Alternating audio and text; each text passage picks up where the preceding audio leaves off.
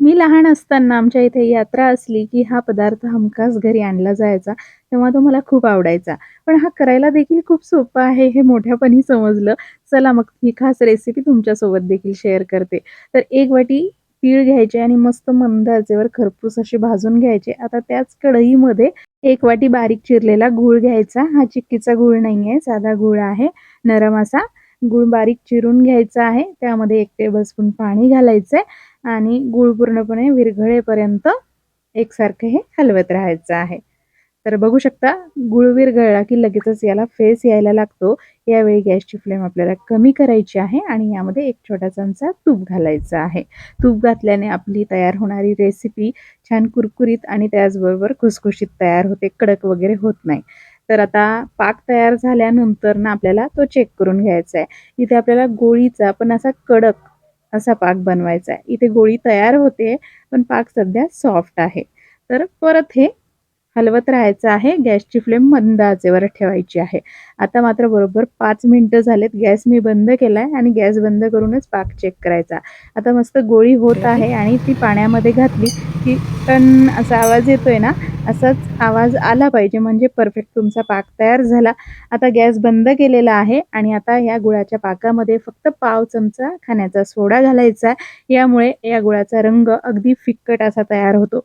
एकसारखं 1-2 मिनिटं हलवून घेतलं, की बघा एकदम फिक्कट रंग तयार होतो आणि आपली जी रेसिपी आहे मस्त खुसखुशीत होण्यासाठी परत यामध्ये 1 टीस्पून एवढं तूप घालायचंय आणि परत हे छान असं फेटून घ्यायचंय. एकदम हलका रंग असा या पाकाचा तयार झाला पाहिजे. आता हा तयार झालाय. आता जे भाजलेले तीळ आहेत ना, ते एका ताटामध्ये काढून घेतलेत आपण. त्या तिळावरच हा जो तयार झालेला पाक आहे ना, तो घालायचा आहे.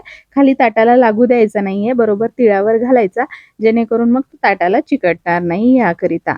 त्यानंतर जे तीळ आहेत ना, ते स्पॅच्युलाच्या सहाय्याने किंवा हाताच्या सहाय्याने देखील तुम्ही ही प्रोसेस करू शकता. गुळाच्या पाकावर ना अशा पद्धतीने तीळ लावून घ्यायचे आहेत. तर तीळ जास्त प्रमाणात लागले, की हा जो पाक आहे ना, जो घट्ट तयार झालाय, तो लगेचच थंड व्हायला लागतो.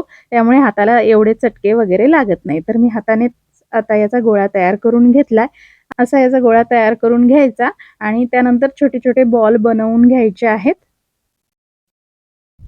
तर ही प्रोसेस अगदी पटकन करायची.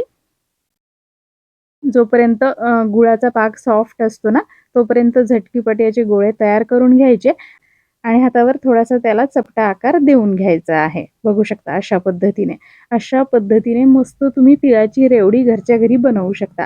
आता ही रेवडी तयार झाली, की जे शिल्लक राहिलेले तीळ आहेत ना, ते कढईमध्ये घालायचे. कढई अगोदर गरम करून घ्यायची.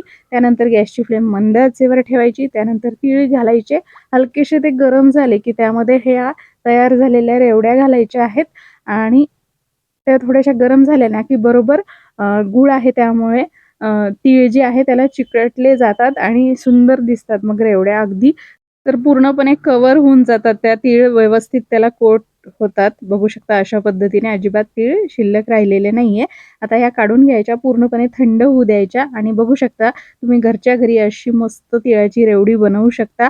मस्त थंड झाली की ना एकदम कुरकुरीत तयार होते. आपण तुपाचा 2 चमचे वापर केला, त्यामुळे पण छान अशी खुसखुशीत होते. अजिबात खाताना दाताला चिकटत नाही आणि छान कुरकुरीत अशी ही रेवडी तयार होते. नक्की करून पहा या तीळ संक्रांतीला आणि नवीन वर्षाच्या तुम्हा सर्वांना खूप खूप शुभेच्छा. जर तुम्हाला ही रेसिपी आवडली असेल तर प्लीज व्हिडिओला लाईक करा आणि आपल्या शुभांगी स्किल्स रेसिपीज चॅनलला सबस्क्राईब करून बेल आयकॉन देखील प्रेस करा. धन्यवाद.